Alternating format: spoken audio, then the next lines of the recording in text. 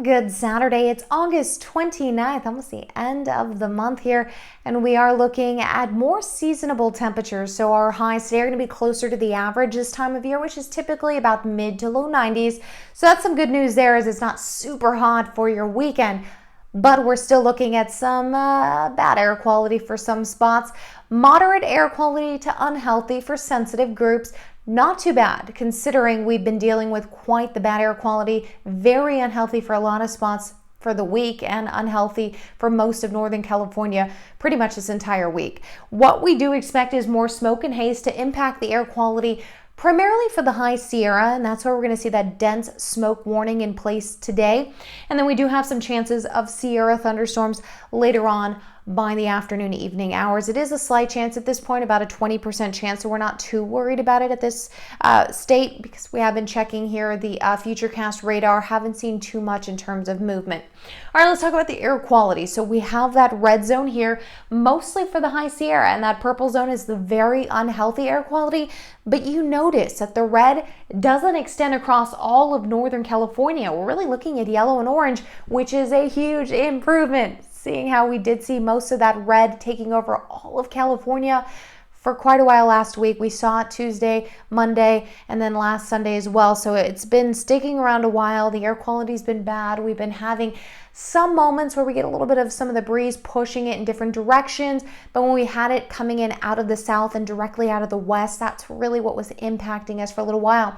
Now we're starting to get a few of these northerly winds also coming in, about northwesterly, so we're starting to see the movement of the air and all that smoke into a different direction instead of really just sitting into the valley spots, because when it moves directly from offshore into the valley, that's where the valley kind of sinks in, and that's where we start to see the high pressure put a cap on it, and by the afternoon hours that smoke really isn't going anywhere. Okay, so let's talk about our watches and warnings. We do have one. That's that dense smoke advisory that's in place just until lunchtime, so around noon for Carson City counties, El Dorado, Placer, Washoe counties, as you can see right around Truckee and South Lake Tahoe, and then headed north. So that's kind of where we're seeing most of that dense smoke and fog just kind of settling through the morning hours and late last night. Now, what we're looking at in terms of winds is we are seeing them out of the southeast picking up by the afternoon hours. And you notice they're out of the northwest and west here for the higher elevations. This is where we're also starting to see a few of low pressure systems impacting us in terms of the high Sierra with thunderstorm chances. But by the afternoon, we'll start to see the winds pick up in the valley up to about 10-15 miles per hour and about 22 miles per hour in Fairfield. The Delta breeze early this morning helped us kind of clear out some of that bad air quality, and has also left us with a few morning clouds, kind of a stratus layer where it's just kind of a long blanket kind of over the region for a little while until it starts to move back out.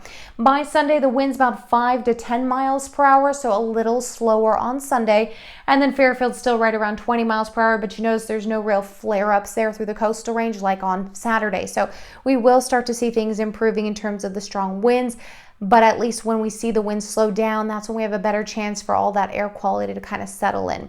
Here's what's happening offshore. We have a few low pressure systems out there. You can notice these ones here really having an impact. That's bringing in some tropical moisture from the south and also joining in creating these low pressure systems for the four corners there.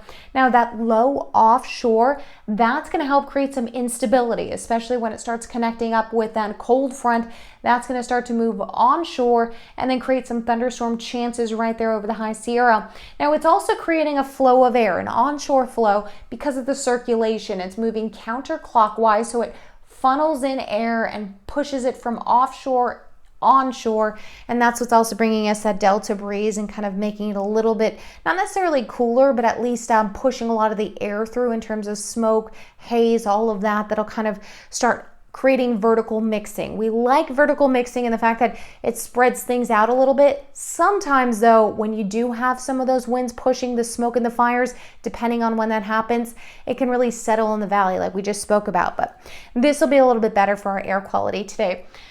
Offshore, you can see a marine layer kind of settling in, and that's what brought us some early morning clouds. By the afternoon, you notice most of that starts to clear back out, and then we'll start to move into Sunday with a lighter layer. But notice here, you can see some of the clouds starting to form around 4 p.m., especially into Sunday afternoon, a few of the clouds more, so that's going to create some more thunderstorm chances. But again, really it's just the heat up of the land. By the afternoon, the heat rises, it settles, it creates cloud coverage. We see some storm possibilities.